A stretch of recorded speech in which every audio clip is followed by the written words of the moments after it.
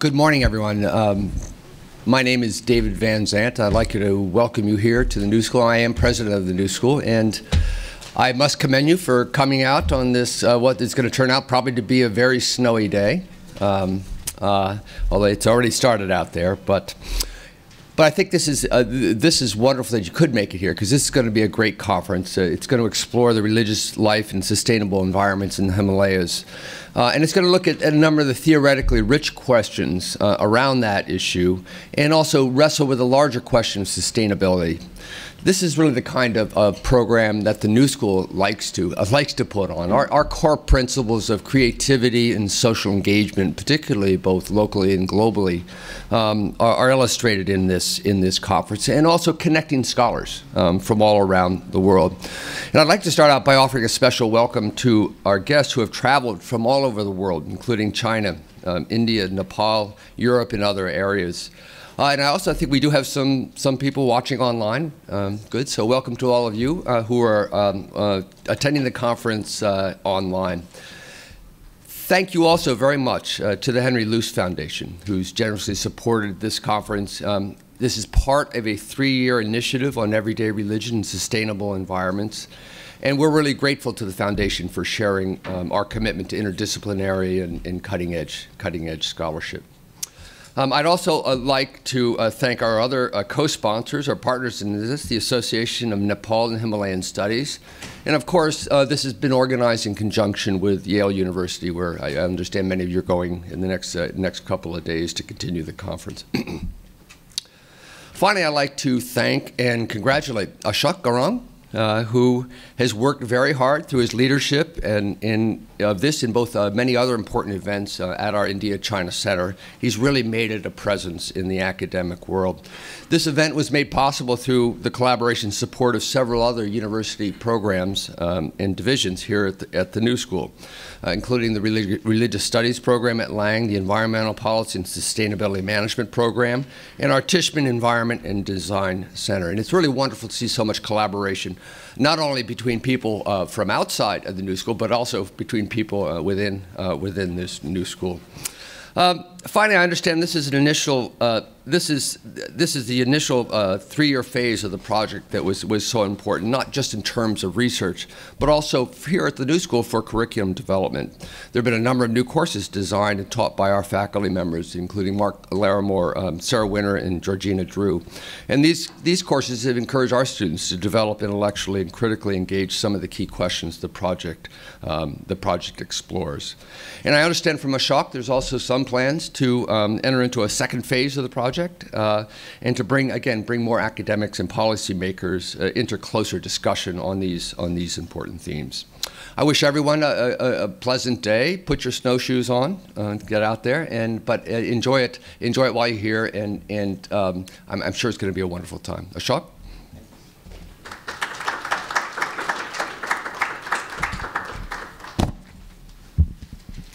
Thank you, David. Good morning. Good morning, everyone, and welcome. My name is Ashok Gurung. I'm the director of India-China Institute. It's good to see many old friends and welcome new friends to join us. I'm grateful to many of you could make it today, particularly, as David said, those who are traveling from India, Nepal, China, and Europe. Before we get started, I want to give a special thanks to Toby Workman, who we gratefully acknowledge for working with us through the Henry Luce Foundation. Toby, you have been a great friend and ally from the outset, having foreseen the importance of our inquiry and given us the trust necessary to allow us and to follow through with it.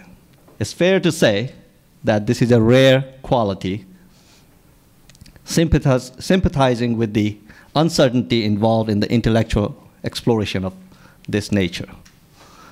I also want to express my gratitude to colleagues at Yale University, Andrea Quintman and Sarah Snyderman, who couldn't be here, but she's getting ready for us.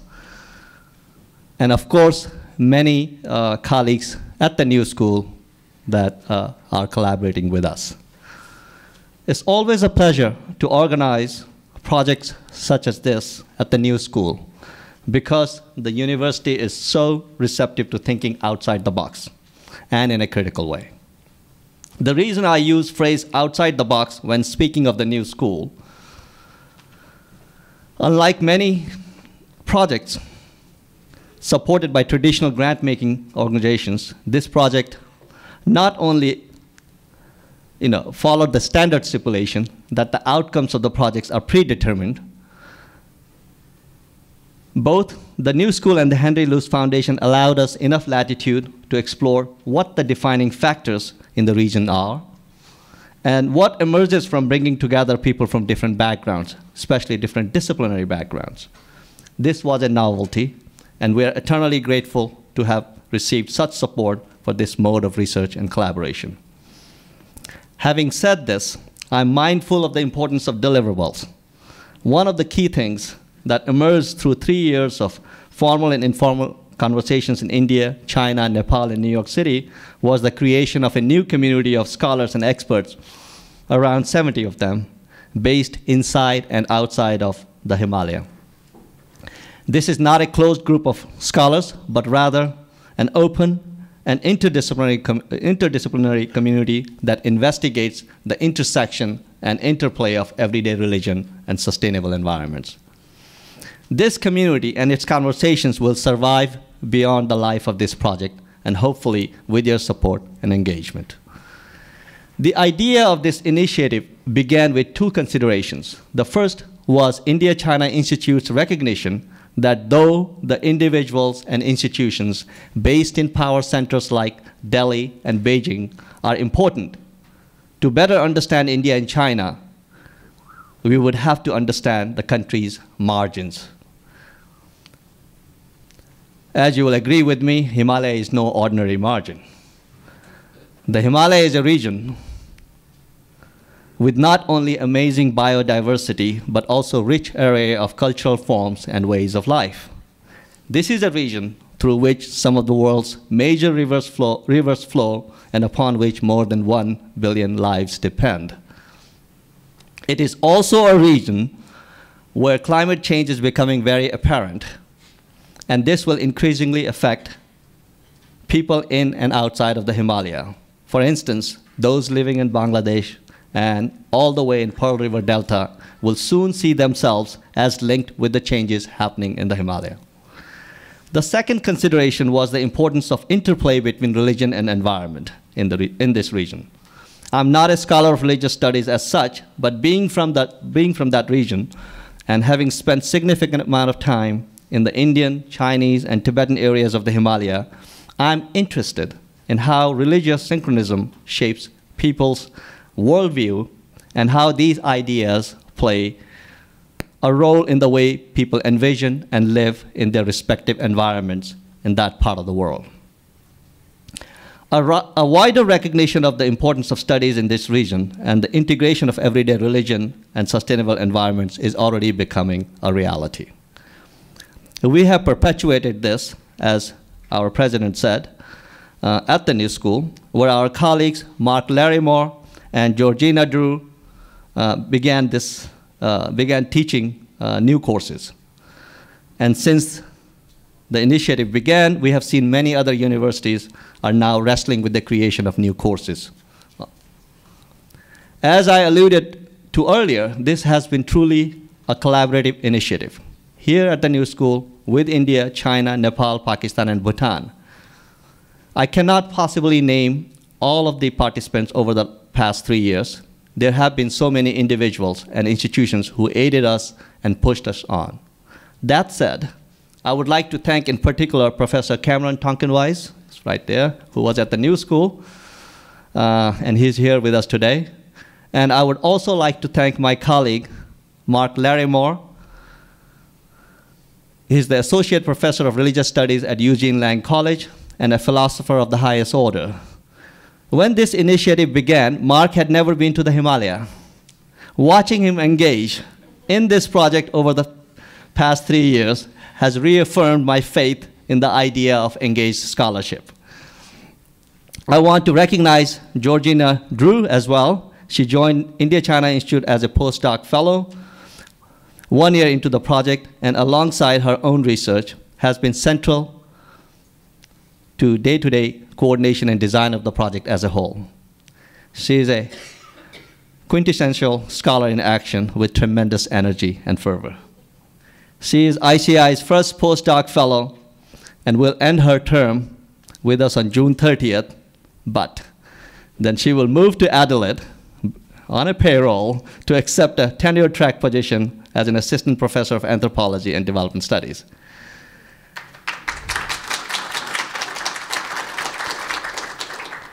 We're happy to have played a small part in the progress of our work which I'm certain will continue to be an important contribution to the field, and we look forward to hearing her from down under. This initiative also involves a logistical support crew to help secure visas, housing, transportation, produce reports, design posters, curate our website, and countless other tasks. So thank you all to the entire ICI team. Can you please stand, ICI team? And most of these are graduate and undergraduate students at the new school. Special thank you to Grace Ho, ICI office manager. Where is Grace? Say something. Grace is responsible for holding down the fort and making sure a multitude of elements come together. So I'm really thankful to her. To help orient you to the conference program we have planned, I want to highlight some of its key elements. This event will first and foremost feature work based on the ongoing research we at ICI have conducted in China, India, and Nepal. It will also feature the parallel research of independent scholars who will present articles on the work they have carried out in similar locations in the Himalaya. With all these contributions, the event will provide significant context to discuss the methodological and theoretical problematics of researching everyday religion and sustainability in the Himalaya, as well as the field's policy applications and wider relevance. I've enjoyed reading over 14 papers dealing with this subject, and those papers will be shared over the next 2 days. Following revisions, these papers will be proposed for publication in a special issue of the journal Himalaya, and hopefully also an issue of Journal for Study of Religion, Nature, and Culture.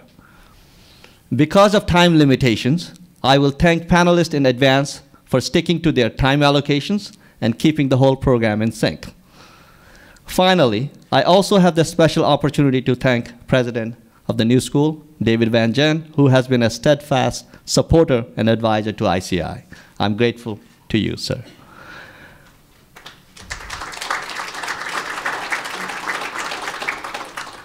Following today's first session, there will be a lunch at noon, which I welcome you all to join us at. Last but not least, as David mentioned, I would like to remind everyone that this conference is being broadcast live. So welcome to those connected via the internet, especially those professors who have invited their students to join us. As a reminder, everyone, including our virtual audience, is invited to participate in the Q&A sessions throughout this conference. Last but not the least, I also want to briefly mention another exciting initiative at the ICI which may be of interest to especially those who are from the new school. It's called Economies and Societies Initiative. This project will be led by our two new academic co-directors, Mark Fraser, Mark please, and Sanjay Reddy. Is Sanjay here? He will be here soon. So these are the two new academic directors. Although just beginning, this project has already led some exciting conversations. As part of this, we're excited to announce the two new funding opportunities, one for faculty research grants and another for student research papers, looking at the issue of economies and societies in India and China. I think this complements the Everyday Religion and Sustainable Environments project very well. So on that note, I would like to now invite my friend Toby Wokman, please.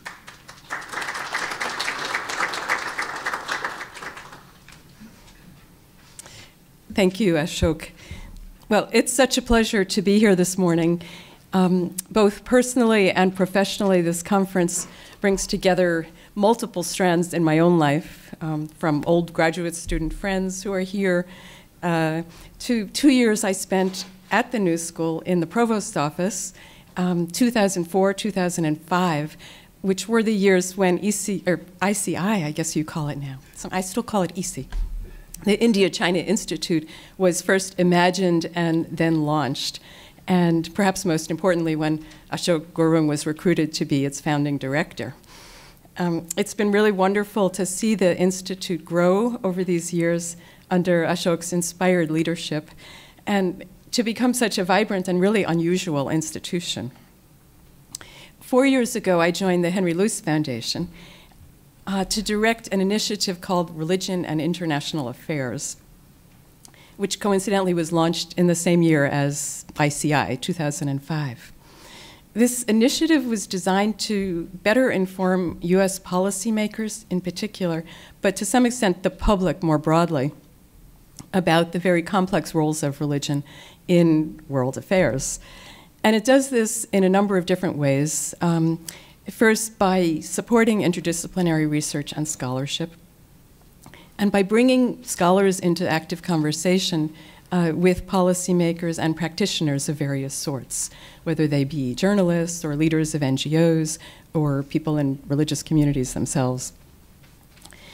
And finally, by creating new intellectual resources and new networks. This incredible network that Ashok alludes to of people, 70 or people all over the region is the kind of thing that we only anticipated when we began.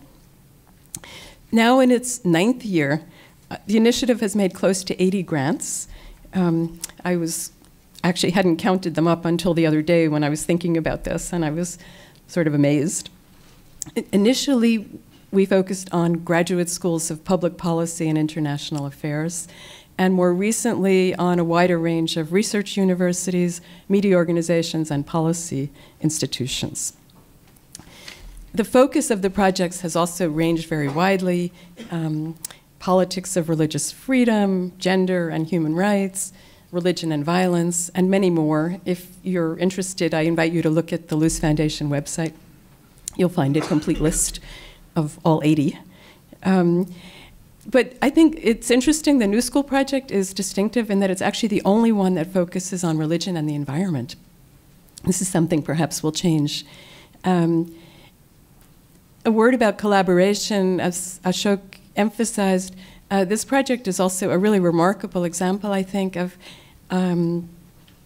how international collaborations can work and be productive. It's an example of the attempt to cross disciplinary lines, and then perhaps most challenging, really, and it's something that this initiative continues to grapple with, is how to bridge those gulfs between scholarship and public policy and practice. So I think by the end of the day tomorrow, it will be quite interesting to see how those discussions come together. Just one comment, and then I'll close. I was really lucky, privileged last year to attend one of the project's workshops in Shangri-La with some of you, and in a truly unbelievably beautiful setting, to hear some of the lively discussions that took place, and I anticipate will take place in the next 2 days. So thank you, Ashok, for inviting me both to Shangri-La and to this conference. And also thanks for engaging the foundation as you've done along the way. I'm really happy 2 of my colleagues are here. Li Ling, who is somewhere from the Asia program, and in the back from the Luce Scholars, and Helena Kalenda, who directs the Asia program, will join us at lunch and in the afternoon. And we all appreciate the hard work and creativity that has gone into the initiative as a whole and this really extraordinary gathering today. So thank you.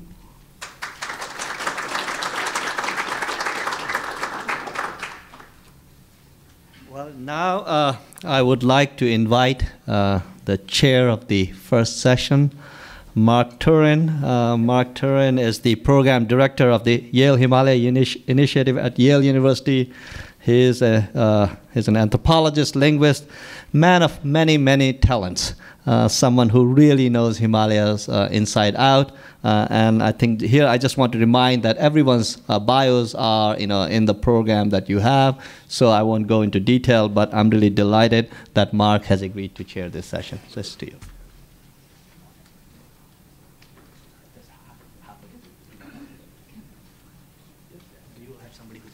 Great.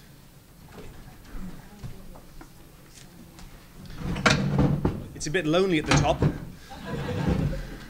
What a pleasure. What a pleasure to be here, and an honor also to be the first chair. I think my job is rather more timekeeping and whipping than it is substantive right now. But I am delighted to have this opportunity also to say, as Ashok mentioned in his introductory remarks, that we're hoping to see some of these wonderful discussions and papers continue in the journal Himalaya, which I've now accepted the editorship of with Sienna Craig, colleague at Dartmouth. So to that end, and since we're already slightly behind schedule, this being extendable time here in the New School, I would like to welcome the first speakers and presenters up to the podium, please. Mukta Singh Lama and Lakshmi Shobha Shakya. And I think, will you be presenting a PowerPoint presentation or only speaking? Speaking. Then I think we might also invite our other colleagues, Libo, Mahendra Lama, and Roshan Rai, please. Mark, how are you? Good to... Okay. Libo is. Pencil.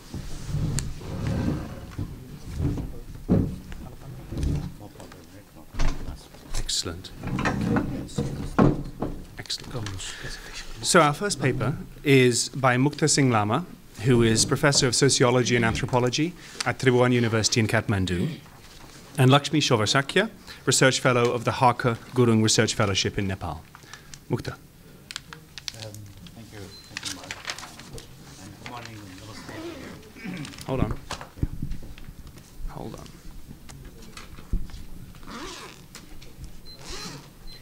on. Good morning and namaste, everybody. It's a great privilege to be first one to greet you and offer our greetings. But also, it's a little bit situation that I feel nervous. The thing that we are presenting to you today is work in progress that we are doing as a part of the research project on everyday religion and sustainable environment in the Himalayas that we conducted in Kathmandu Valley. Four of us were involved in this project. Two colleagues, Siddhartha Basnet and Navaraj Lama, both of them are back in Kathmandu, and Soba and myself are very happy to be here with you. This is work in progress, as I mentioned. What we wanted to do is to present you some of the preliminary findings of our research based on the work that we did in 2012, trying to look at how ordinary people view and practice religion in everyday life. Structurally, I wanted to present how everyday religion is being, practiced in Kathmandu, some of the points, and then see the link with the water, how water works as a connector between religion and environment and various other domains of social realm, including politics and development and life and death and so forth. I thought of beginning with a poem, a stanza from a poem by poet Bikram Subba, because I thought that it sort of gives a current situation of change and also dilemmas that people in Kathmandu is facing. The poem reads like this: the Vishnu and Garuda who fed on fresh spring water on organic fruits now live day by day with sugar water and fast food. Wearing ancient Gajura among the deserted trees, dismayed Dolagiri keeps looking on at the valley. When I asked the poet Bikram Subba, he says this poem is based on his reflection of 32 years of living in Kathmandu. This was also a part of the group, as a part of the group of artists who were asked to offer their perspectives on redefining Kathmandu Valley. Dholagiri is the name of the hill where famous Sangunaran temple stands in the northeast of Kathmandu Valley, which looks at the valley. And then I briefly discuss, the background, where Kathmandu Valley is and so forth, which I'll not go in detail right now. I thought maybe we can engage a little bit on the concept of Jomia that James Scott, forwarded. Taking Himalaya also as like entity that has a lot of similarities and, and because of its features that mark it off from adjacent areas. But I also thought that it's a little bit difficult because Himalaya, the feature of the Himalaya is also not only of the similarity, but a diversity itself is the most important feature of Himalayas. And then I looked at the little bit of process of the history of urbanization, right from like end of the first millennium, 1080, after arrival of the Mallas from the south who rule indigenous Newars in Kathmandu Valley. We see 3-story buildings densely clustered around courtyards and public squares called Baha.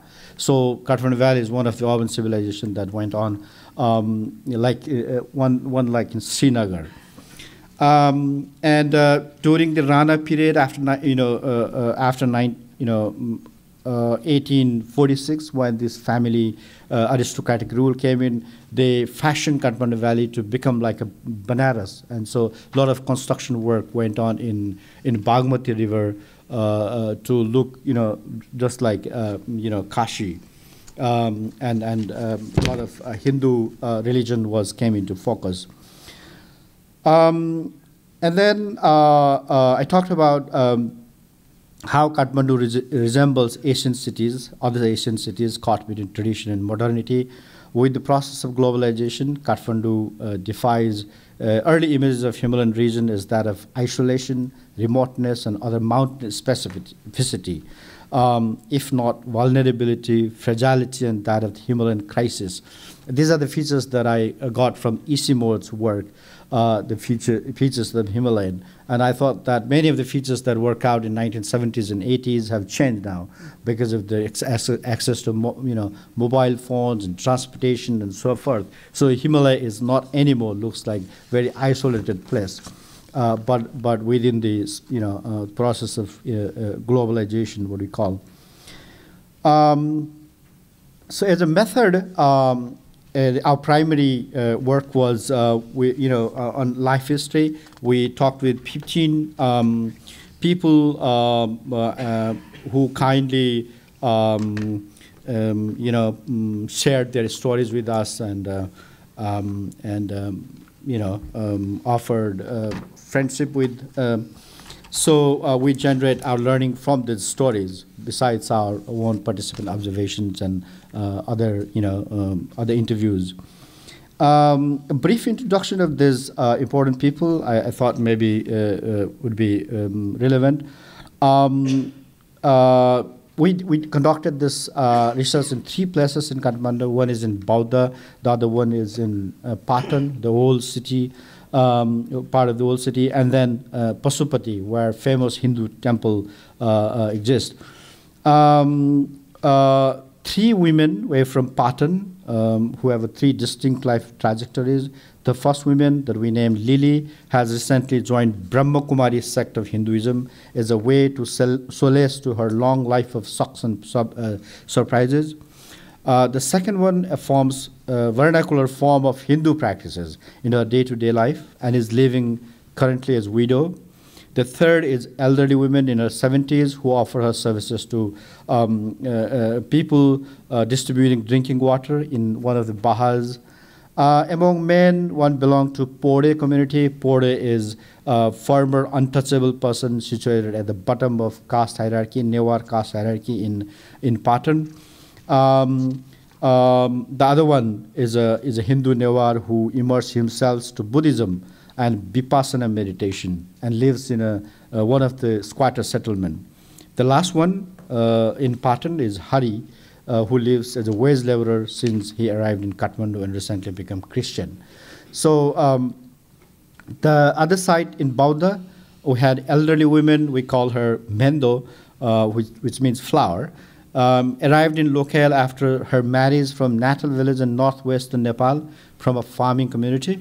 She has a long saga of struggle and pains in her life with personal tragedies and has taken faith and devotion to Dharma as a way out. It's primarily because of that she moved to Bauda so that she can be near to Bauda Stupa. The other woman, Putali, currently decided to become a nun in Buddhist monastery. After long, social life of ups and downs, she was sent to work as a servant in one of the palaces when she was 14 years old, where she was required to sing bhajans and Hindu religious hymns and follow strict rules of commensality. After death of her royal mistress, she married with a man who also worked in a similar job. Finally, 2 years ago, she decided to devote her life as a nun in one of the monasteries in Kathmandu. Another man, on the hand, comes from a humble background, but went to a Buddhist school and also served as a priest in local community. Not in a high rank, but as a person who would provide counseling services to the families. Similarly, other man that we worked has a status of being a very good orator and also advisor to the people who are suffering from various illnesses and so forth. And the other two person in Pasupati area is one of the person who came there as aspiring priest for the temple, but was not successful. And another one is the young man who organize youth against the caste system and caste practices. So these are the kind of people that we work with. We learn their stories, and based on that, we try to get ideas what everyday religion for the ordinary people mean, and then looking at the water connections. What is everyday religion for the people like them in Kathmandu Valley? One theme that emerged very clearly in our discussion is that, following caste practices, caste-based practices, is by and large even today considered as practicing everyday religion, because in Nepal a particular history of let's say from 1850s, Nepali state actually reinforced the caste practices as the legal rule. So after the practice of more than 100 years, people have really internalized both so-called untouchable, so-called former lower caste and the high caste as well, including some of the indigenous communities that is believed to have outside the caste system. So we have got the examples of why we say this. And the second point is, like the life of Mendo and other people would demonstrate that devotion to faith, a particular religion, is a way of becoming religious. That's another point that we wanted to make here. Another point is religion in service of the practical. That by this, what we mean is that people have shifted their religious faiths from like Orthodox Hindu to Brahma Kumari or Vipassana or Sai Baba and so forth, and people becoming Christian and so forth. It's practically they looked at they came through a sort of difficult situation in their life, and then they look for the way out, and then they find support in this kind of situation. Another point that we thought was making dana or making charity is conceived by ordinary people as one of the way of becoming religion. There are a lot of ways how one can provide dana and charity. Other point is that connecting ancestors and producing society. which means to be people who we have met, they would during the early calendar, they would perform particular rituals to appease their ancestors, and also coming together in various kind of rituals so that society become possible. The interactions and so forth is they have this rituals that combine people together. And lastly, living and producing religious geography.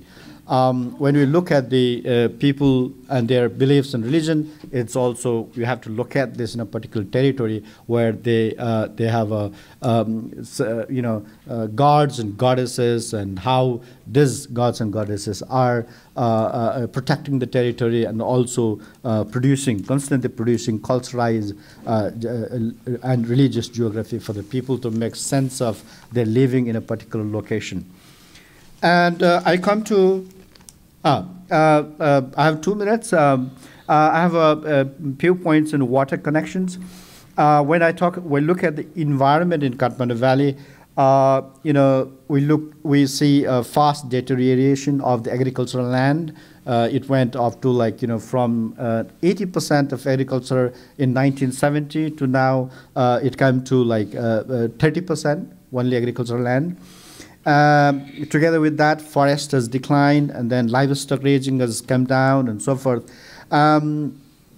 And so the life has, materially become comfortable, because people don't have to go to collecting firewood anymore in the forest. Now they can have a LGP gas for cooking, and water is in the kitchen and so forth. But there's also a sense of something missed. It's a kind of inside sort of discomfort that people carry around. The situation for water is same, because water has vanished very fast. But when we look at the uses of the water, it's a very interesting, because it has a multiple uses. It requires every one of the 15 persons that we talk with, they start their day with cleaning and purifying their body. It's beyond the personal hygiene and health, I would say, because the softness of water, source, what is the source of water, temperature, how it is discharged, and all this feeling that you gain with the feeling and touching with water is very important for these people. They start with offering water to the god and goddesses that they believe. They needed chokopani, clear, pure water for offering them, and then when they start various rituals, we'll come up with some of the slides for you with the water purification, the death, the person when a person dies, then you have to bid last farewell with the water and so forth. Well, I'm also talking here that looking at the distribution of water, you can also see the class distinction. Who have what kind of class in the society? Last point. In anthropology, a recent article by Ben Orlob and Stephen Catton suggested that anthropological inquiries can look at the various forms of valuing water, using water, and so forth. Particularly, I found it interesting because they proposed that the water be studied as total social fact, following Marcel Mauss. Mauss wrote on gift exchange, in which all kinds of institutions are given expression at one and the same time: religious, juridical, and moral, which relate to both politics and the family, likewise economic ones. So anthropological study looking at water is also similar. Water combines all aspects of life and all domains of social realm, including the religion and so forth. I'll stop here and go for slideshow.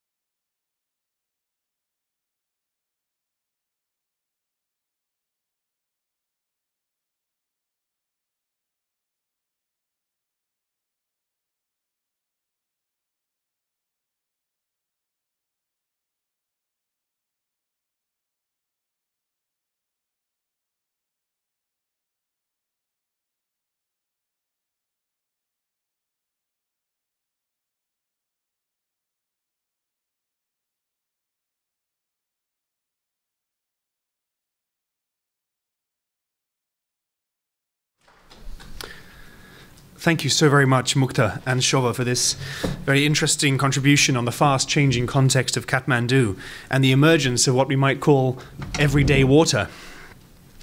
Thanks also to Navraj and to Siddhartha, whose contribution shines through in this paper. We have a few minutes for questions. Kathy? I was intrigued when you said that your informants all clearly understood caste-based practices as being an expression of religion, in particular Hindu religion. Because, of course, in political discourse as well as in some academic discourse, a number of people try to separate caste from Hindu religion. And I wondered if you could speak a little bit more about what people thought about it. Yeah, you're right. Mostly of the different life histories that we have got, mainly from the lower caste, it comes very, very clearly that, following the caste practices is a way of, like, especially for the older lower caste person is like that. But also for the, higher caste people belonging to the habitus is something very strong, looks like. When we extend this to like other groups like Tamang and Raids and others, although they themselves do not have a very strict sense of caste practices, but in interaction with the lower caste people, because of the, I would say, long history, legal history of Kathmandu, that kind of reinforces this idea that religion is about following the caste practices. I think that also exists. So it's a differing degree, but I thought that was one aspect. In the interest of time, I think it's best that we probably keep all the questions in discussion till the end. But if there are pressing issues after each paper, then feel free to raise them. A gentleman at the back had a question. Please, no, I may ask you to return to it during discussion time if you're so kind. If I could also ask all presenters to be mindful, please, of the time constraints we're under. Otherwise, Dana Hamal here is going to have to get heavy on you. And we have discussants who are eager to share some thoughts before some of them have to leave. Talking of water, this is a long, almost 3-hour session, so if some of you feel the need to use the bathroom or restroom, where you may neither bathe nor rest, they're out to the left there, and you can evacuate and return. So thank you once again, Mukta and Lakshmi, for this wonderful paper, and now I'd like to invite Libo to come and give his paper. Thank you. Yeah.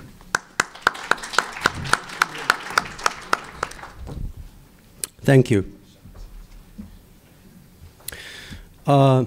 I will start by confess that I don't study religion, neither history.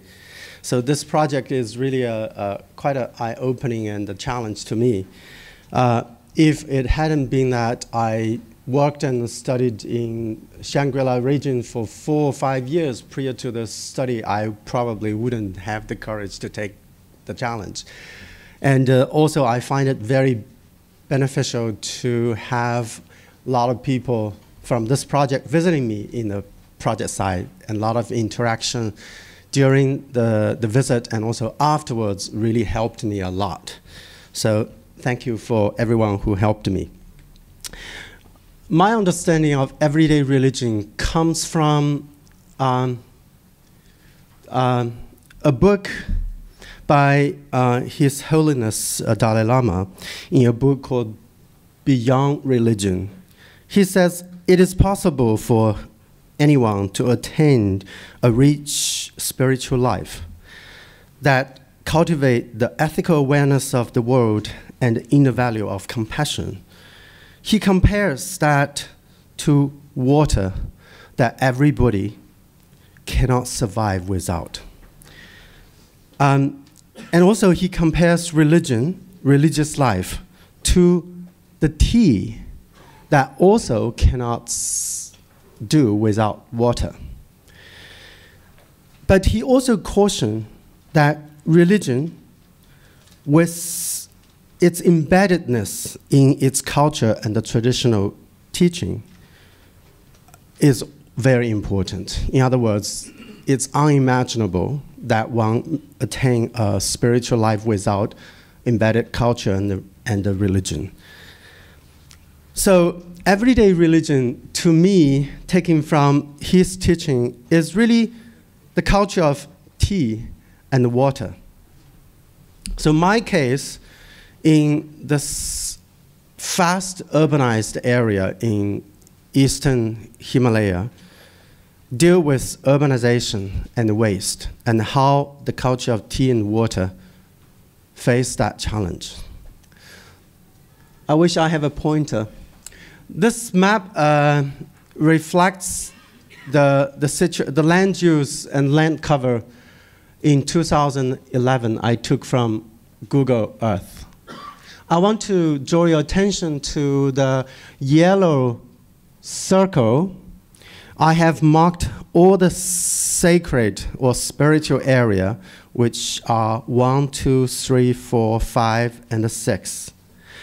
But also, I want you to pay attention to number 7, which is kind of blue, up to the upper right over there. And that's a reservoir created for this urban area. And number 10 and number 11, number 10 is a quarry for construction needs, harvesting stones. And number 11 is the waste site. And the white circle, the big white circle, is Napa Lake or wetland. It's a Ramsar site. And number 12 is the largest monastery that everybody goes to, which is called Songzhan Monastery. And number 13 is one of the villages in a rural setting, Hamugu village, which I took it as a comparison to the urban sites. And also, please pay attention to the red line. That's the channel, cemented channel, diverting sewage water into the wetland. Once again, two maps comparing 2002 and 2011, the fast development of urbanization. This area in history used to be a multi-ethnic and multi-religious community. People as far as Muslim from northern China traveled with the skill of mining and smelting refinery, and also people from close by, like Nashi and the Bai nationality, come with coppersmith skill, wood carving skills, blacksmith skills. They joined in this area and created a post, an important post for tea and horse trade business. The little picture down here shows a picture taken of a family, a Tibetan family. Actually, it's a combination of Tibetan and Muslim family that traveled on the tea and horse route all the way to Calcutta, and they lived in Calcutta for many years. So the yellow circle is the old tea and horse trade post, the old town. We call it Gyao Town. And you see how the urban area has since expanded. This place has, in the recent 20 years, have experienced very dramatic placemaking and naming and renaming. First is their policy of opening to the international tourism in the late 1980s. And also the renaming of Shangri-La in 2004, promotion of tourism with large infrastructures, improving the connectivities. And also the three parallel rivers World Heritage Site. The population of place rose from 200,000 to 600,000, 20,000 to 60,000. And in 2020, they expected to have 100,000 people. But tourism visitation was only below 1 million in 2000, but is now 6 million. Also, I want to highlight that this town was pretty much deserted in the 1980s. The old town in the yellow circle, which project people have visited. It's a deserted town. Half of the population have left at this town to move to the new urban area. And those who have left have to pay for people to stay in their home to take care of their property. But afterwards, the tourism has made this a very popular destination. Everybody wants to get in who want to do business in tourism, as we have experienced, we have witnessed. Here are some pictures of the site. The top central picture shows some of the important sacred sites. There is, at the top, there is a Tibetan monastery, and also at the sort of the mid-level, there is a small temple for Han people's water worshipping. And also at the bottom, you see some water coming out, and that's the traditional water harvesting site for the old town, where they used to have very strict rules for water sharing and maintenance and cleaning. And also this pre-wheel was a recent invention, and it caused a lot of controversy. People believe it's only a fake invention for tourism industries, and others, particularly local, believe when they were established, it went through religious activities, and scripts were kept inside, therefore it is real for them. Old people particularly visit the sites very often. But this place, as I introduced, is a neighbor to a huge wetland site. It was established a protected area in 1994, became a Ramsar wetland in 2005, but impact of tourism is enormous. The roads surrounding the lake were built, and it had a major impact on natural flow of streams and occurrence of vegetations, and also impact on the black-necked crane, a long-range migratory birds, an endangered species. And also the sewage have been dumped in this place without treating it. Shangri-La above, on the ground, but Stinkila beneath and beyond. And this is really the threat to this area. And also those water is also the water, local people practice water burial. They still do, leave the body in the water, and the water carries them to the wetland. But water burial, in my study, we found that it is a gesture of their final compassion showing to the nature or showing to the world, because the body is going to be the food for the fish. But since the pollution has killed all the fish, this gesture of compassion is no longer valid.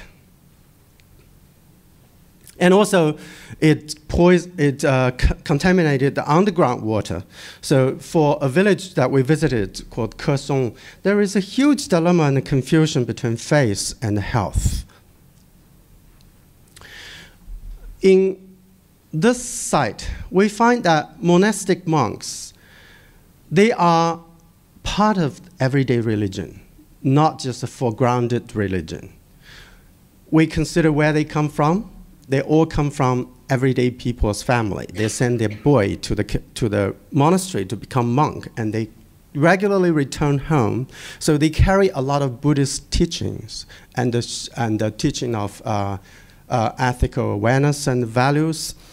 And also, they build very intimate relations with villagers. And we find that those villages that have high number of monks tend to be much more harmonious than those that don't. And typically in the urban area, people don't send their boys to the monastery anymore. And also, the monks, the services they provided to everyday people outside of the monastery are quite an everyday activities. They were invited by the villagers to go to the mountains to give special offerings to the mountains where the spirit, they believe where spirit lives. And also they hold ceremony in the mountains on many different occasions. And they take care of the sacred sites. They not only give offering on the site, but also they have special prayer in the monastery. And there are many other services relating to when people give birth or when people pass away and when people hold special activity before they start agriculture season, or they hold also activities when they herd their animals in the mountains. So everyday religion is really a ethics, expression of ethics and codes of conducts. Those are different expressions collected in the village. We compare a village in the wetland and also the old town. We found that the old town only has one old monk, and probably there is no young boy who is willing to replace or be sent to the monastery. Whereas in Hamugu village, the population has increased and they still have monks, and those, the picture shows those families that still have the special sites that relates to water, the practice of water spirits, and also the family that has monks. So it seems to me there is a relationship. The closer to urban space, the less willingness in becoming a monk. How do we make sense of that? Everyday religion, in conclusion, is an extension and foundation of former religious institution. There is a mutual services and a cultural contract. They are bind together. And also everyday religion is a code of conduct, expression of ethical awareness and the inner value of compassion. Everyday religion is indigenous knowledge, particularly on grazing and farming, and less in the urban area. Some questions I want to further explore, but I don't have an answer. Particularly for policy relevance, I think there seems to be a high environmental risk and the cost of urbanization on the upper streams or on those highland, much higher than the lowland. And the rural communities, they seem to have demonstrated a higher sensitivity and stewardship to natural resources through expression of everyday religion. But how to maintain harmony and balance between urban and rural development on upstream of Himalaya is very important. I see there is a high danger if there is a higher, extreme high level of urbanization. Finally, according to the Gaia theory, it seems that we have a conclusion that there is an emergent self-regulation of the earth. But how do we recognize that? I believe everyday religion as part of indigenous knowledge is very important. How do we maintain that sensitivity to resilience signals? If institutions careful and capable of listening to those, probably there is a pathway for us. And further discussion, how the interface of religious meaning making and about water pollution, water purity, and actual impact of water pollution on health be understood or reconciled or mediated? I don't have an answer. This question really troubles me during this research. And its implication to the sustainable development of the place-based, scale-sensitive, resilience-driven, and community-oriented upland. Comparison on the role of everyday religion in sustainability across country of different political systems and varying tolerance to religious expression. Those are the questions we can explore further. Thank you.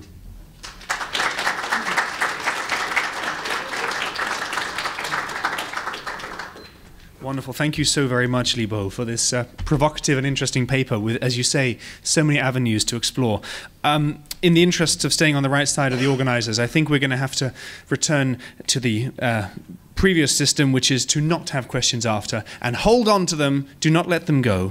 But now, moving swiftly on to Mahendra Lama and Roshan Rai. Do you have a presentation? Okay. Thank you. No, of course. Well, thank you very much. This is a study which we did in two locations in the mountain hill regions in the eastern Himalayas.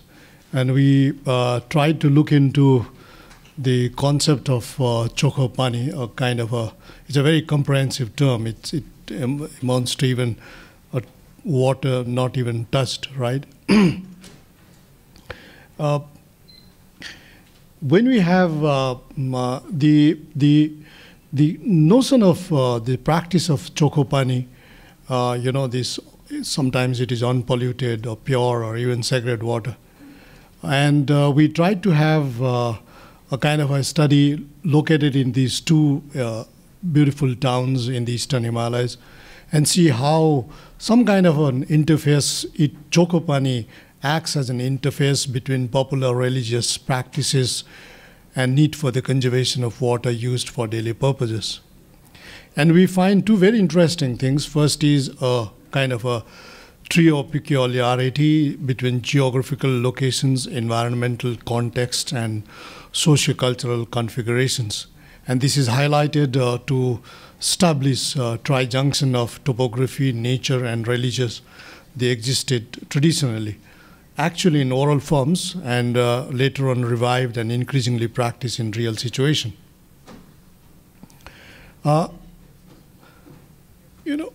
Chokho pani is a widely demonstrated phenomenon in the hills.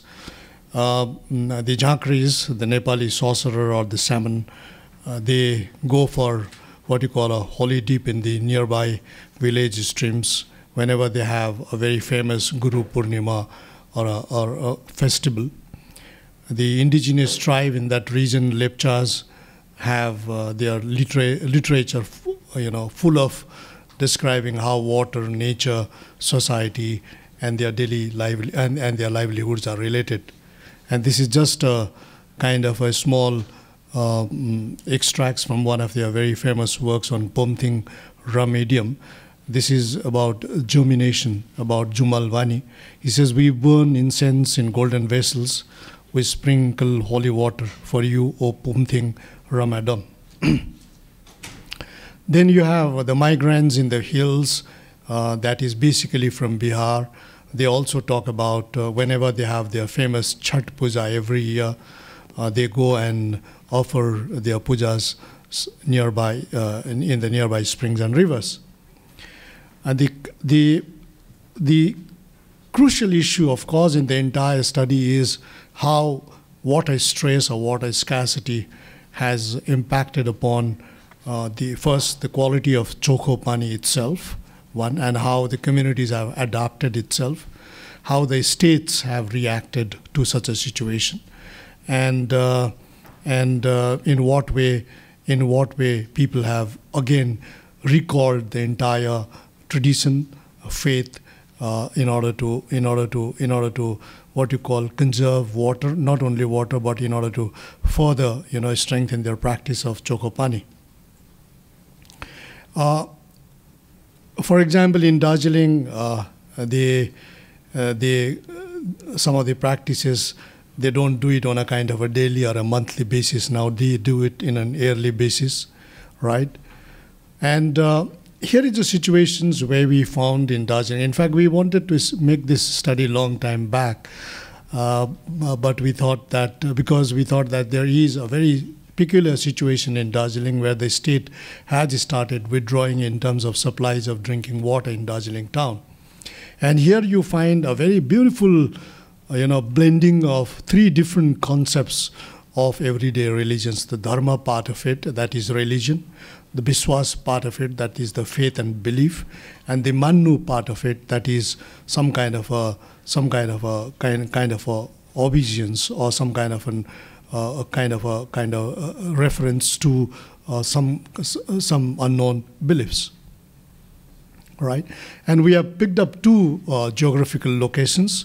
One, of course, is Darjeeling in West Bengal, and the other one is Gangtok in Sikkim. And it has very interesting features. They are both biodiversity hotspots, cosmopolitan populations, high population growth rate, high rainfall areas, modern institutions, varieties of development agencies, new religious groups have common and strong elements in issues of environmental sustainability. This is Darjeeling town, and this is Gangtok town, and this is the population status in these two towns. The contrasting feature, of course, is Darjeeling has a long colonial history and gradual induction into the democratic system, well-founded institutions, including oldest municipality, right? And whereas Sikkim, history of absolute monarchy or protectorate status, you know. But again, both locations have Nepali community as majority community. And in water management, it's very interesting. In Darjeeling, as far as water management is concerned, it has completed a full circle. First, it used to be community-centric management, and when there used to be abundant water. Then actually state started intervening and shifted this entire dynamics to more organized scientific, what they call scientific, and centralized sources and water, piped-based water supply, right? And again,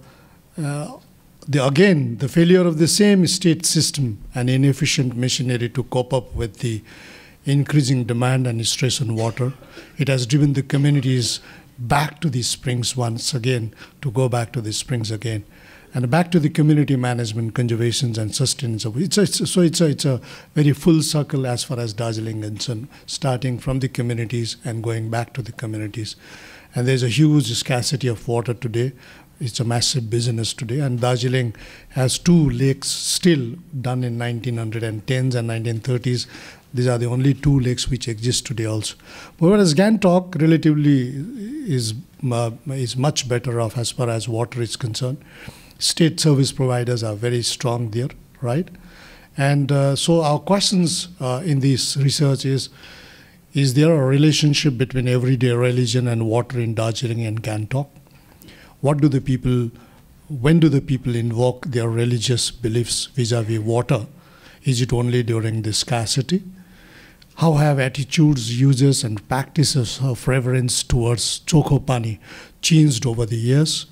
How do the sacred and profane uses of water interface with questions of governance, equity, and sustainability in Darjeeling and Gangtok? And the other critical question is why people belonging to diverse faiths come to own a single and common point. That means you have a cosmopolitan character, but when it comes to water, it comes to a common point of belief and invoke just one single religious belief in the fair access and equitable distribution of water. And what are the various symbols of instruments of religious invocations for generating and bringing more water? Some of them are very interesting.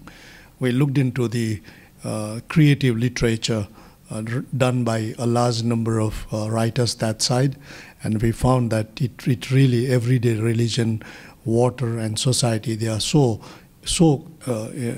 intrinsically integrated. And how everyday religion religious belief is transformed into a societal practice first, and how it is institutionalized to ensure water and environment security is the questions we have looked into. So what do the communities do is the final questions we have looked into.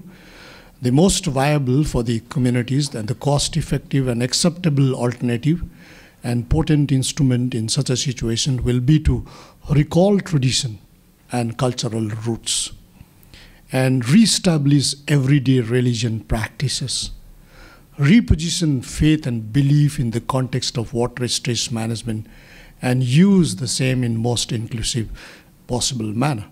The communities of Darjeeling and Gangtok have organized, therefore, themselves into samajas, roughly non-governmental societies, and these samajas are tightly constituted geographical units. Samas have members from very many religious and social backgrounds. However, in terms of birth ceremonies, marriages, and funerals, the members of the Samaj adhere to religion and customs of the affected family. It's a very interesting situation, but when it comes to a scarce commodity like water, they have again a common platform. So this has 6 case studies. 6 springs in Darjeeling have been looked into, and 4 springs in Gangtok have been studied. And all these studies very amply indicate that newer alignments and going back to roots are very steadily taking place, and that have become one of the very widely acclaimed practices in these 2 towns of Darjeeling and Gangtok. And the case studies will be further presented by my colleague Roshan. Thank you.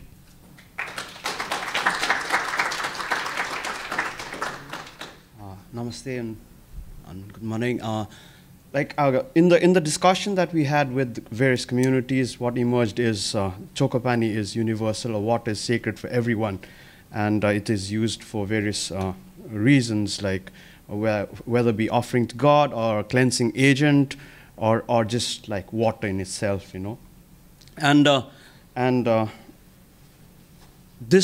2 photographs kind of show like how it is kind of a lived thing, where just 2 random kids in the middle of town bowing down to Mahakal Dada, which is kind of the highest point and the most sacred point in Darjeeling, and the other spring, which is at kind of the lowest point of Darjeeling, where next to the spring you can see the temple as such, which kind of gives it. But also, very interestingly, which kind of challenges the whole notion about how things merge and mix up, is the fact that even though if you look at documents as such, everyone says it's Hindu, but in terms of practice, it's a much more diverse mix of oral tradition and Hinduism. But maybe because Hinduism is a predominant thing, you have the textual references to Nag, which was very similar to Nepal.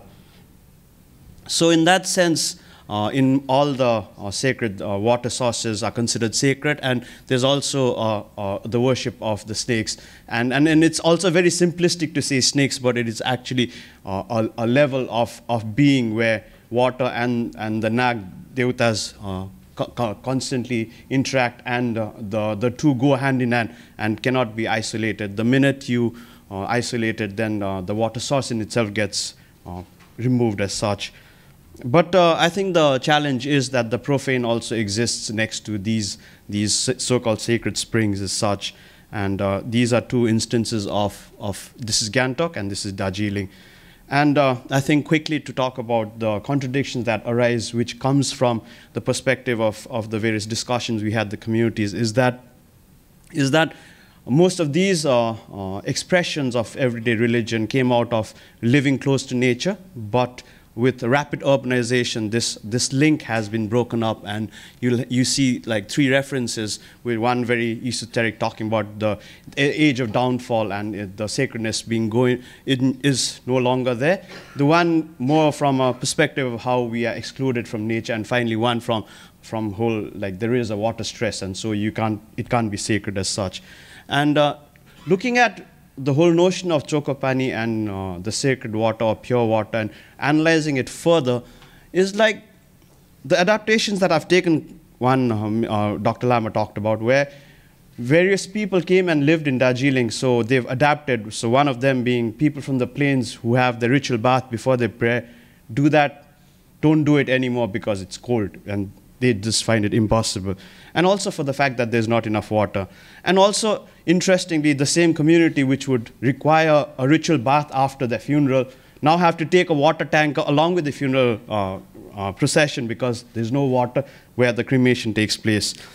Also, how adaptations are taking place in the various rituals from an everyday perspective, where the lepchas, we interviewed one particular family where the parents and the son seem to have a tension, and they're no longer able to offer their daily prayers because they don't have a spring anymore in the neighborhood. So they've kind of negotiated a once a year prayer where you go down to the river and do that. So it kind of removes what happens on an everyday at a household level to once a year at a further river level.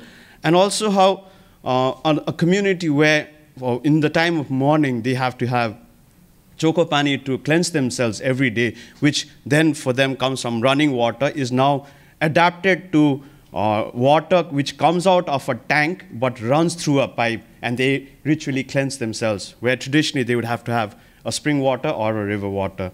And so in that also, from a repositioning perspective, it is no longer a common property.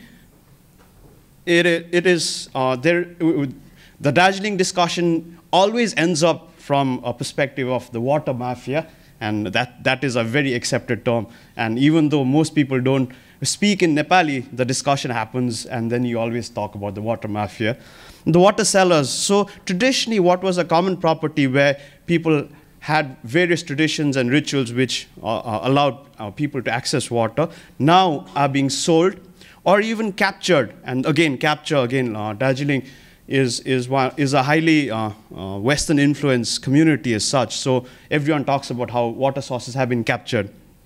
And also how water sources have, like, from the discussion perspective of access to water, the money and muscle really plays a role, where whether be it from the direct Sinchel perspective, where the people most powerful and have the money get direct access to the Sinchel or the centralized distribution system, or also to various instances where people directly block off a spring water and make it theirs. Darjeeling and Gangtok is a cultural mix, and in Darjeeling, what we kind of found out is that there are community-based organizations that have emerged because a large section of the population came about as migrants from Nepal. So we have around 120 to 160 community-based organizations called samajes. Samajes are geographical entities where people contribute monetarily, and also they support each other in terms of difficult situations, whether and also in ceremonies like marriages and births and deaths. But what we found out is that samajes at the periphery, who are outside of the centralized municipality distribution system of water, have kind of gone and become more proactive and have included water as one of the issues that they deliberate upon.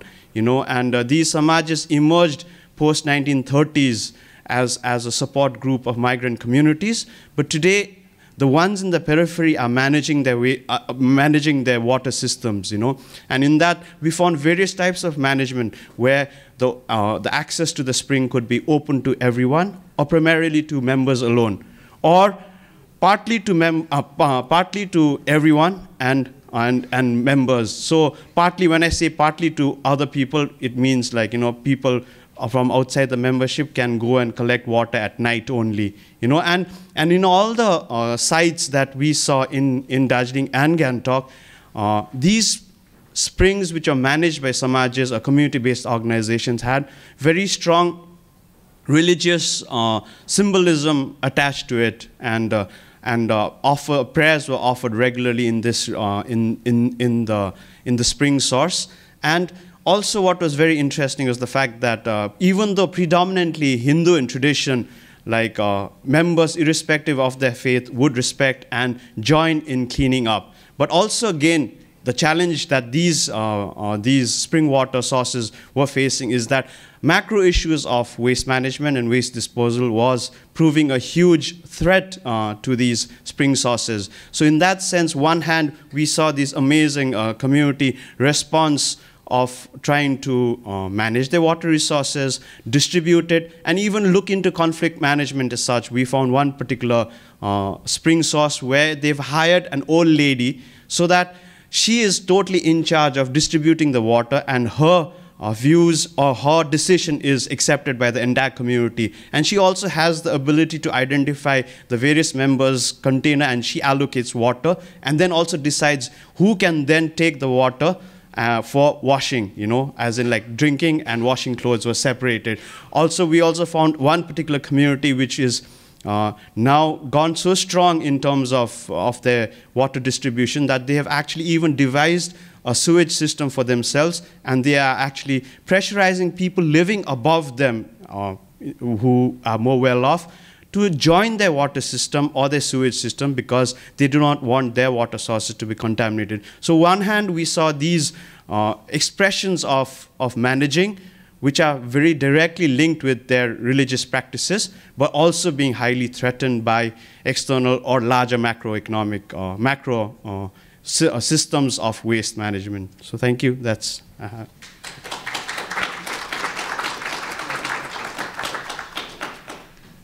Thank you very much, Mahendra and Roshan, for a wonderful presentation. Now we have Nima Tashi and Lu Yong from the Southwest University for Nationalities. Thanks to ERSEH give us the opportunity of making our presentation here. And we are from the Southwest University for Ethnicity, or People's Republic of China. The topic for our presentation is everyday religion in Kangding, the natural, social, and religious life of water, and the politics of production. Now, in the first part, we will give a sketch about the historical development of the city of Kangding, and the changing between Kang's Dazedo and Han's Dajianlu, because Kangding located at the borderland between the Chinese innerland and the Tibetan area. And in the second part is the everyday religion and the water environment in the modern development of the Kangding city. And the third part is a reflective summary about the reason of thirsty modern China, because water problem is also a hot topic in China nowadays, especially for the mass media. And we will talk something about the dramatic changing of relationship between nature and the society, from the reciprocity to rulership. The first part is the historical background about the city of Kangding. Kangding in Tibetan names is called as Dazedo. In its Tibetan meanings, it means that there are two rivers just flowing through the city, the Darchu and the Zerchu. And there are three big mountains surrounded the small city. And in the past times, in the 7th century, they're just, according to some historical record, they're just thousands of people. But nowadays, the Kangding has a population of around 100,000 people there. And someone said, it is the most populous small city in China, even than the Hong Kong, the city of Hong Kong. And someone also said, everything east of Kangding is inhabited primarily by Han Chinese, and everything west of Kangding is predominantly of the Tibetan areas. And also, one of the prominent aspects about the Kangding city is that it is also the tea house trading part between Chinese and Tibetan. In history, Tibetan people exchange horse with Han Chinese tea in the small city. And especially in the middle of the 19th century, in the Qing Empire, the Dajianlu was one of the main trading ports in China, especially for the tea house trading business. But we can see from this picture, the picture on the left side is first the people transport the tea from Ya'an, one Chinese city, the tea production area, to Kangding by human labor. Human labor carried the tea from Ya'an to Kangding. Then people just band this tea and try to put them on the horseback to stay in Kangding, make preparation for several days. Then after, in the third phase, the tea transportation from Kangding to Tibetan area will be in yak or in horse groups. But because of this special geographic location, Kangding also is a combating zone, conflicting area between the Han Chinese and the Tibetan area in history, especially in the Republican eras. One of the powerful warlords of the Sichuan province called Liu Wenhui, his picture is on the left side. He seized control of this area, and he built up one of the special provinces in China. It's called the Xikang province. And Kangding was the capital city of the Xikang province. And there's some picture about which was taken in the 20th and the 13th era.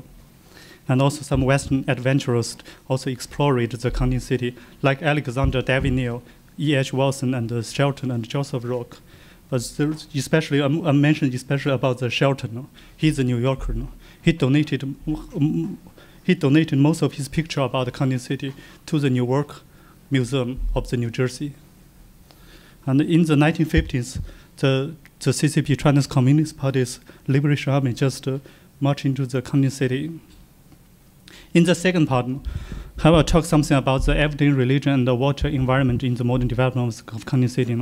The picture shows the urbanization process in the modern development of the city. We can see that there are much more houses built along the river banks of the city of Kandy. And there's a city map of the 1930s and the 2010.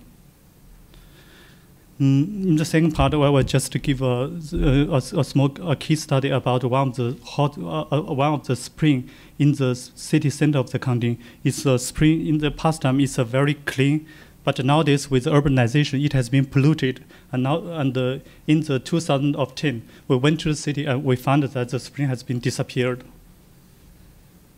The pollution of the Naga spring water and its disappearance in the year of 2000. But unlike the other fieldwork places around the Himalaya region, people talk about the water scarcity. But I mean, one of the prominent problem for the city of Kandy is water abundance. Water abundance can also be a big, serious problem for the future development of the city. We can see these flooding pictures. The whole city was submerged in the flood in the year of 1995, and also there caused some casualties.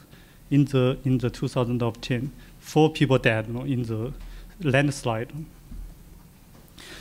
But everyday religion and the water offering is a particular phenomenon in the city of Kandy. The religion, I would rather call it as religious pluralism and syncretism in the city of Kandy. But there is a Catholic, Protestant, Tibetan Buddhism, and Chinese Muslim. But I will just give some special talk about Tibetan Buddhism's water offering ceremony. There are different mantras about water offering in the religious ceremony in the Kandy Tibetan Buddhism monasteries. There are 2 Tibetan Buddhism monasteries, Dorjizha, Nanmu, and Nanjue Gongba. But we can see from these mantras, in the reciting of the mantra, the water has been turned into tuizi, means secret water, in the Tibetan people's religious ceremony. Nectar, some people translate it as nectar, tuizi. Iyon tuizi na chue me do tang, zixin ben na seji chaso. And our group's interview with the monasteries, Dorjizha's Kambu and the Kandy city resident, the local Tibetan peoples still kept their water utensil in their ordinary lives. And we will talk in the second part of the second chapter. We will talk something about water cycling and the politics of production. Just like mentioned, the water abundance has become a big problem. It has been called as a water crisis in recent years in China. But we like to talk about the relationship between Tibetan Buddhism view of nature and the discourse of modernization of resource depletion and exhaustion. The natural water was tamed and channeled into different purposes as a water landscape, water plant, sauna and bathing, hydroelectric, and so on.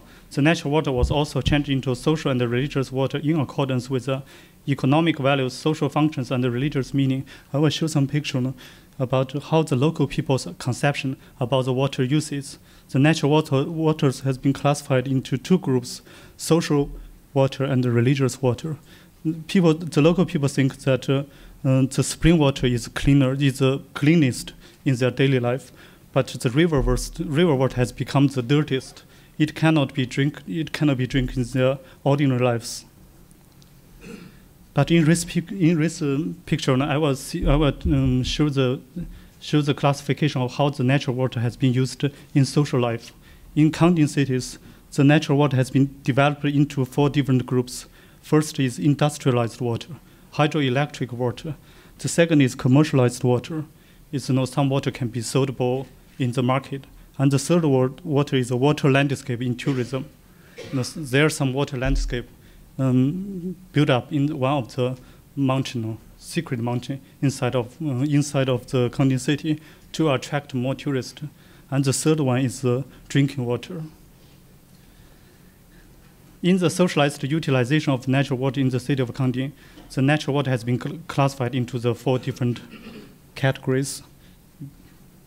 And in our interviews, the local people just expressed their concern about the deterioration of the water quality And they also said that the previous 3 groups of water is cycling outside their daily life. And they think that water is uncontrollable for them. I mean, industrialized water, commercialized water, and tourism water. But for the last group, the domestic water, they think that water is cycling inside their family, and that water is controllable for their daily life. This is a picture about the commercialized water in Kangding. It's called a lava pool. It's a major tourist attraction in the city of Kangding, and also a hot spring, and also a tea house. And also we can see some environmental degradation in the city of Kangding. In the last part, I will talk something about the water conflict in thirsty modern China, from reciprocity to rulership. In ancient Tibetan society, the term of water has been signified with the meaning of the reciprocity of kingship. And this is borrowing from the Tibetanologist Tusi. He just point out that in Tibetan ancient kingship, the king's role is to keeping off epidemics, causing the rain to fall, assure fertility. In other words, that maintaining the cosmic and the social order intact and endure working order. And also in Tibetan calendar, we can see water has a significant role in Tibetan lunar calendar. The year of 2013 is a female water Naga year. And also, as Tibetans are concerned with establishing harmony between themselves and the spirit gods and other sentient beings. And just as the Kathmandu groups mentioned, the Lu and the Naga spirit inhabited inside the water, and people should worship and preserve the water quality. And also, between the water and the people, there is a reciprocity relationship established between human and nature. I mean, but in modern time, we can see that it has been turned into the relationship of rulership. Nowadays in China, people are discussed why tap water has become polluted and expensive.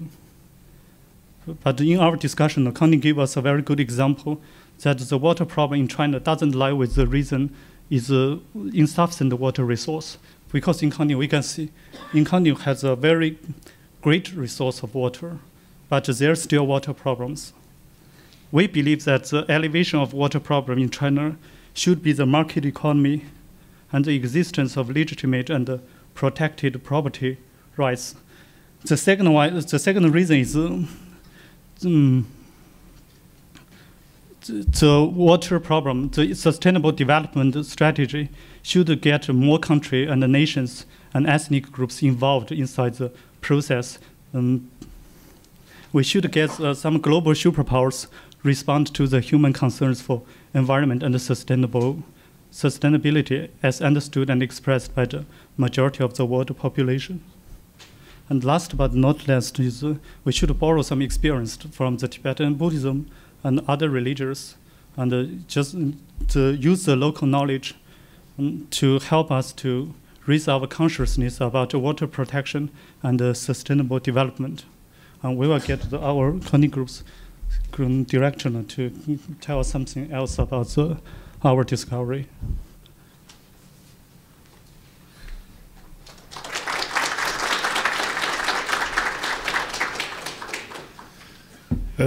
Thank you, everybody.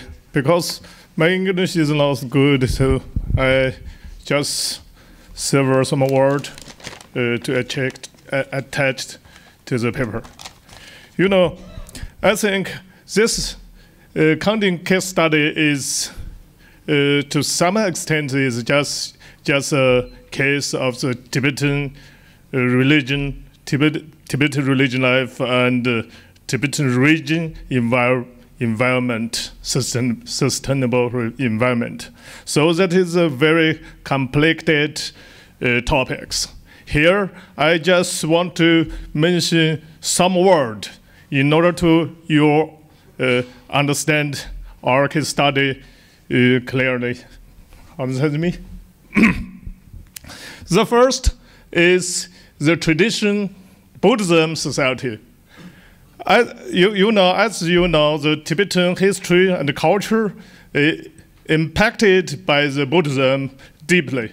So even according to the traditional history, the Tibetan history was divided three periods, I think. The first we called Dambangada, and the second is Dambashida. Now, some Tibetan people, contemporary Tibetan people, use the Dambayanda. That is, means the third rejuvenation, the Buddhism rejuvenation. So here we found the Buddhism, how to affect the Tibetan people's viewpoint about the history. So I like call the first two periods the Tibetan Buddhism society. In this society, as you know, the ideology is the Buddhism, no problem.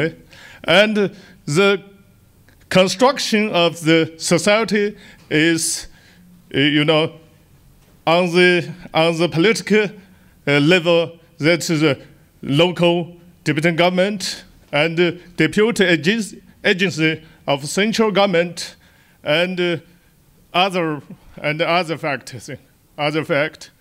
And on the cultural level, that is Tibetan Buddhism culture. That is the mainstream. And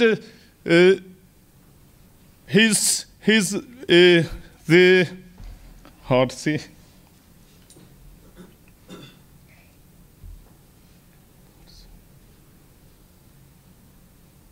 So, this is a tradition I call tradition Buddhism society. In this society, I think we don't talk about the everyday religion life or sustainable environment. We don't care about that. But the second concept is the contemporary socialism society.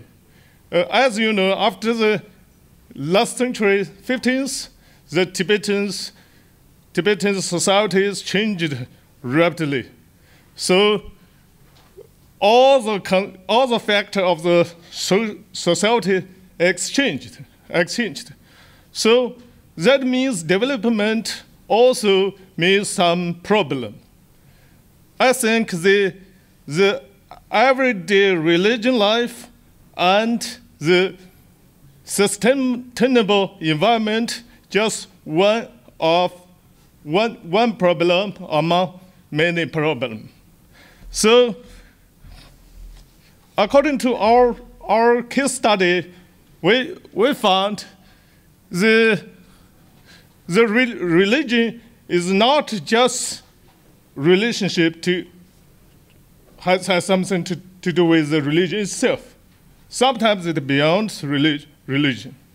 Also, the environment resource, exploit the environment, natural resource, that's sometimes beyond itself. So I think our project is very important and significant. To some extent, this topics beyond the academic level. That is concerned others, I think, the local government or other levels. So I think maybe we can invite many more people, different kind of work, join our project. Thank you.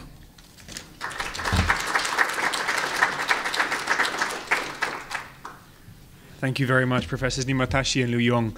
And now our final presenter, who needs no introduction, comes to you from the New School. Gina. Okay, well, I want to begin by thanking everyone once again for attending, for coming to join us in these conversations. They're the culmination of so much work. And I really also want to thank my colleagues for their wonderful presentations and also their hard work over the years.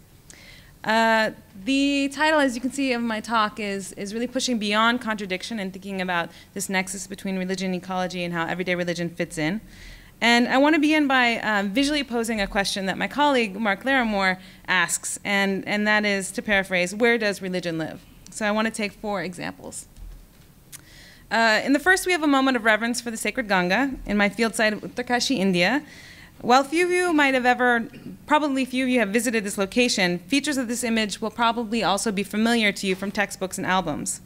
This story tells a photo, one that we might recognize as religious and even as quote-unquote Hindu. The second image tells a different yet similar story. It is a photo of the goddess Ganga. The sight or darshan of this image is in and of itself a blessing and a religious act for Hindus. What we do not see but can imagine are the practices of devotion to this divine statue and the ritualized worship that is enacted twice daily, if not more, at this temple and at other temples around the world. In the third image, we see again the Ganga, but in this moment it appears to serve a different utility. A man, perhaps a mendicant, perhaps a sadhu, washes clothes on a flat stone in the riverbed. This act and the use of soap in the Ganga is prohibited in numerous Hindu texts. Do we read this image as secular and utilitarian, or as religious and yet irreverent? A final stage setting image is again on the banks of the Ganga. It shows 2 girls enjoying an afternoon off from school, and the crisp peel of the Ganga playfully splashed upon a friend. Do we see religion here? To the extent that each image captures a moment of practice and landscapes of meaning, symbolism, and divinity, we can argue that these photos piece together an image of everyday religious lives. In this formulation, everyday religion is a guide to understanding not just the exceptional moments of religiosity, when the sacred is ostensibly severed from the profane, but also the in-between spaces. In addition to serving as representations of everyday religion, these images also show us how religious practices can be dependent on a material base, important for human and non-human well-being. The effort to examine this nexus has been taken up by scholars who look between, beyond, and across major world religions, and who approach the topic with a broad and epistemologically inclusive definition of the environment. This work explores the religious dimensions of nature affinities and everyday environmental practices to illuminate the relations of religion and ecology left hidden by a focus on global traditions such as Hinduism. Now, religious scholars will note that the term Hindu is in and of itself highly varied and amorphous. It represents a highly varied and amorphous set of beliefs and practices that have evolved quite greatly over time. And if the study of Hindu faith wasn't complicated enough, it becomes even more so when the question of the environment is added, even though we're bringing nuanced orientations to the environment into the consideration. Even though some Hindu texts urge reverent and environmentally sound behavior, many contemporary practices in relation to sacred natural resources are unsustainable. Pointing to this, some argue that this reveals limits to reliance on religious precepts for the management of resources. The divide between what Hindu texts say and what is practiced seems on the surface to illustrate contradictions, hence the title of the talk. What if, however, the inclination to see religious contradiction in ecological practice is a limitation of our expectations of complete adherence to doctrine? What happens when we remind ourselves that religious ideas and practices have frequently been contested over the course of history, as my colleagues have shown, and that ideas of proper conduct are constantly mediated in new and evolving contexts? If we make that shift, is there a way to turn seeming contradiction into evidence of negotiation, adaptation, and contestation? The choices that people make, moreover, we should also acknowledge, are firmly situated in power-laden struggles that include personal, familial, social, and political terrains. Such choices are continually and dialogically put under scrutiny. Now, with an eye towards expanding upon these debates, I draw from short-term fieldwork conducted in Uttarkashi, a location where I worked on and off for the past 10 years. I also want to note that I worked on the politics of saving Ganga from hydroelectric development in the mountains, and this is actually an opportunity for me to step back from those larger Hindu frames. The capital of a district by the same name, Uttarkashi, is an administrative and commercial hub located near the border of the Tibetan Autonomous Region of China in Uttarakhand State. In the map of Hindu sacred geographies, Uttarkashi is an auspicious place for worship and pilgrimage known as a tirtha, and it forms a part of the sacred landscape of gods and goddesses known as Dev Bhumi. Devotees of the sacred Ganga and of Lord Shiva travel in large numbers to this mountainous township of 60,000 people. Doesn't quite look like it because this is the southern half of the settlement. And many of them travel even further up to an important temple at Gangotri. Now, peppered as it is with sites of worship along the Ganga, many of the religious acts that one observes appear to fit within the more codified practices that are part of official Hinduism. Even within such a recognizably sacred landscape, however, everyday religion can be located by looking at what people from a range of socioeconomic backgrounds believe they should do versus what they actually do. To ground the study within the complex religious and ecological landscape of Uttarkashi, data collection with research assistant J. Hari Srivastava involved 20 questionnaires, 10 interviews, and 5 life histories conducted in July of 2012. The most frequent point of inquiry in these exchanges was on people's interactions and relationships with everyday water resources, including the ways that their orientations to water in Uttarkashi have changed over time. The questions also inquired people's religious practices to local devtas, or deities named devtas, and their use of water during rites such as morning and evening prayers. Like my colleagues, water was chosen as a focal point because of its everyday dependencies, life-giving qualities, pan-religious symbolism, and resource management challenges. Now, most of the water that's piped, that people consume in Uttarkashi is piped through the city, and it comes from a different tributary. So it was impossible to look at a central collection location like the Dungedar of Kathmandu. So what I did instead was we went around and talked to people in their homes and in contexts where they were using water. Compellingly, the responses to the questions that we asked drew attention away from water itself and towards nuanced ways of thinking about human action in the sacred landscape of Uttarkashi. This is my focus today. First, a theoretical note. Given the range of responses I documented, it is clear that Uttarkashi's past and current resource challenges are multiply interpreted. Efforts to understand the differing responses and seeming contradictions can begin by putting in dialogue the varied perceptions, discourses, and practices in circulation. And this image kind of captures that for me. This approach draws from insights offered by Michal Bakhtin's dialogism. Now, Bakhtin's dialogic approach situates people in time and emphasizes the importance of verbal genres and other media through which senses of self, group, or quote-unquote community are developed.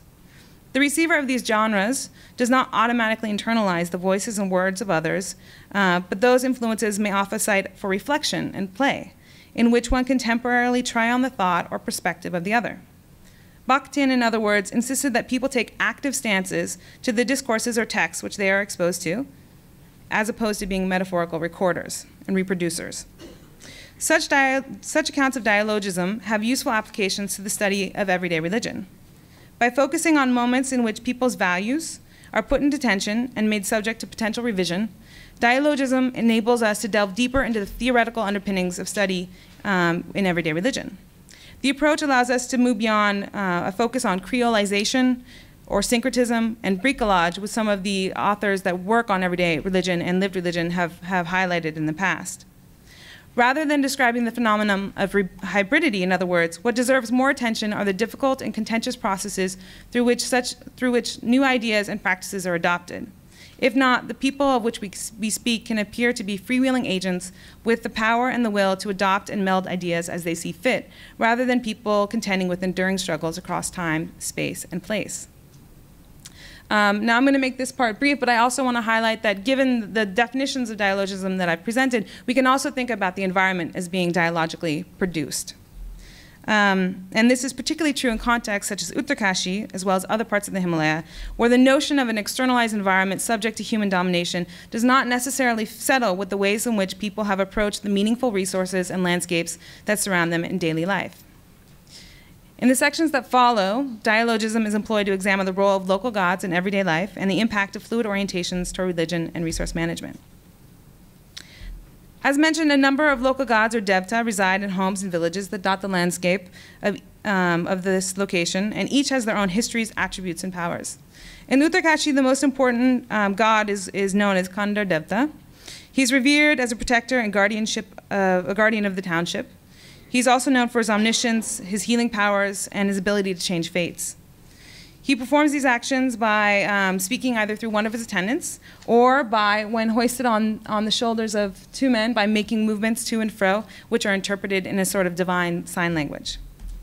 Now, I argue that Khandar Devta and other devtas, we have Someshwar Devta also pictured here, they're important to the discussions of everyday religion and resource management because they're believed to be several devta with the power to bring rain, which is very important for irrigation. When drought threatens or simply in the hopes of a good rice or wheat crop, devotees gather to their temples, perform ceremonies, and petition for rain. In the urbanizing landscape of Uttarkashi, however, we see that the dependence on such devta and the water granting powers are diminishing. This is seen most clearly in the comments of the youth living in the area.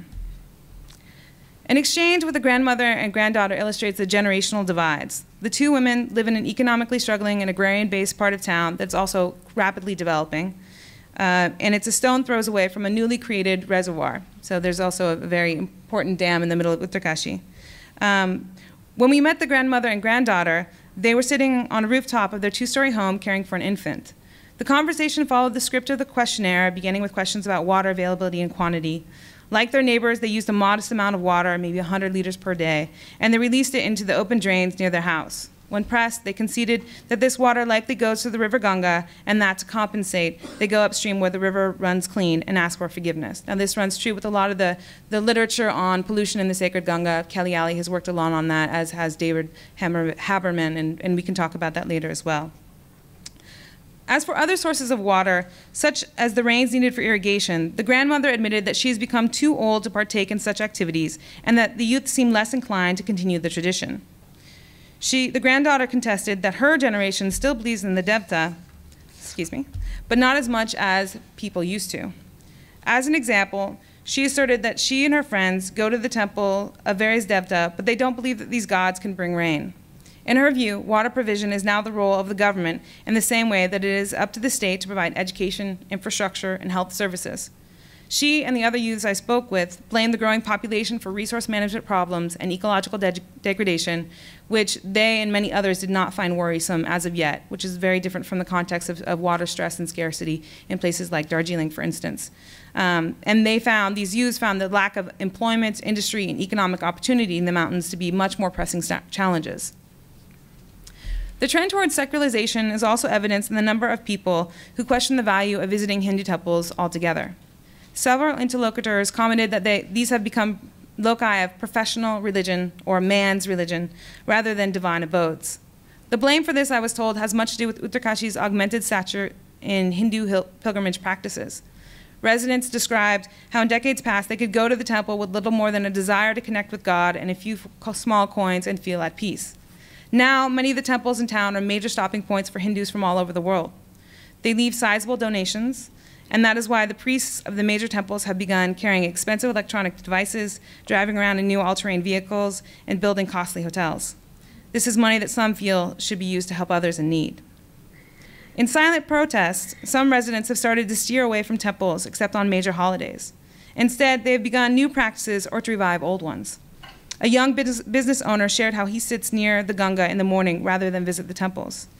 To his surprise, he found that he, quote, gets something more, end quote, from this than he does from temple worship.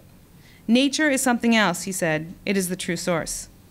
His new routine perhaps differs from that of his forefathers in that he does not recite mantra or perform ritual at the banks of the Ganga, but instead sits in quiet contemplation. Again, this is a move from more ritualized practices. Now, I'm going to truncate this quite a bit, this section, because of the time, but this is a photo of an interlocutor who I'm calling Manmeet. He's a business owner. Family comes from the Punjab, and he was raised in Garhwal. He's seen the city grow from a small stopping point for trading in the 1960s to the district capital and administrative capital that it is today. He's also a very ardent devotee of this particular devta, Khandar Devta. And he explained his relationship and experiences with this local god in a way that indicated his faith was not felt to be at odds with his college education or disaster response and work sanitation work through the Red Cross. Of course, he commented, not everyone believes in the devta, especially not in this modern age of technical advancements when, as he put it, America has reached the moon. He said this was a very common dialogue that he got and criticism from his colleagues. The talk of changing times led to a discussion of environmental degradation. He responded to my questions on religion and resource use by asserting the power of nature to provide its own treatment. If we really want to help nature, he argued, then we need to cooperate with nature. Our duty, for instance, was not to put plastics, waste, and sewage into the river Ganga, but to respect her as Ma or mother. He cautioned, however, that we cannot treat her waters, even if we wanted to. We don't have the power, despite the advances in science. Rather, it is the role of gods and goddesses, the Devi and Devta, to see where nature is imbalanced and to make connections. When the time comes, they balance it, he said, much like the Red Cross. And from time to time, also like the Red Cross, they run awareness programs, sometimes in the form of earthquakes, landslides, and floods, to let people know that balance is needed. These events are telling people to wake up, to be aware, and are reminders of the need for humility in light of the great natural and cosmic forces. And as a matter of fact, my field site was struck by 2 flash floods 2 days after I left, and there's a great need to follow up and see how people are internalizing and responding to that disaster. Man-Meet's accounts of nature and the role of gods and forces of change is compelling because it shows how some people look for and interpret dialogic encounters with the divine. In his presentation, the gods are in constant communication with us, whether we seek them out or not, and while it is our duty to adhere to upstanding moral conduct that includes the sound treatment of resources, it is their duty to check and correct imbalances. These may be naturally occurring or are caused by our hubris. This example describes how everyday religion is lived through relationships and encounters with the divine that shapes perceptions of human conduct. And I'm moving to the conclusion here. Ultimately, what the efforts to string together connections between everyday religion and resource management does is focus our gaze on a diverse set of measures for and approaches to the quest for well-being as it is enacted by people contending with the circumstances of everyday life. These values and meanings are employed in this pursuit and they extend beyond those determined by vernacular and official religion, as well as those originating from scientific or environmental discourse, as Cameron Tonkin-Wise will discuss. The competing values may come from or be embedded in cultural mores and social structures over which people have little conscious control. And yet, as the examples demonstrate, people do make active choices, however guided, in a terrain of normative dispositions, and they exert agency. This agency comes out in moments of dialogue with other humans as well as gods, and it manifests in acts of adaptation, negotiation, and contestation. The decisions that people make are in turn impacted by the flow of resources, native and foreign, that are imbued with symbolic capital and monetary value. As the frequency of exchange of objects, ideas, and religious orientations increases, so does the rate at which people must implicitly or explicitly answer to themselves and to others the question of what they value and why. This is the point of keeping the tension on the table. The answers to these questions are not easy to come by, and they may change from moment to moment. That is why a focus on resource contradiction and religious contradiction in resource management has limited utility. What we see, rather, is how people engage in efforts to live meaningful and upstanding lives in contexts where they are subject to a range of stimuli, influences, and conflicting sources of information. In the process, insights emerge on how and why people are motivated by other concerns, such as employment and opportunities for economic mobility, rather than merely the conservation of resources. Now, in looking forward, further efforts to understand the relationship between everyday religion and resource management will do well to engage the subjective implications of the choices that people make and the ways that their actions tie into notions of self or identity and rapidly changing socioeconomic contexts, which is why we felt that the life history method is so useful, and I think that Mukta and Shova's case really draws that out. This focus will help deter the impulse to praise syncretic practices without due attention to the struggles undergone in the shifting of thoughts, beliefs, and behaviors. The work that this implies is a useful step for efforts to examine how environmental projects, programs, and policies could align or be made compatible with ground realities and orientations to the non-human world. Such initiatives can usefully engage the range of beliefs, preoccupations, and hardships that people confront in the everyday while advancing new dialogues about why efforts to support sound resource management strategies are important given the looming ecological crises confronting the Himalaya. Thank you.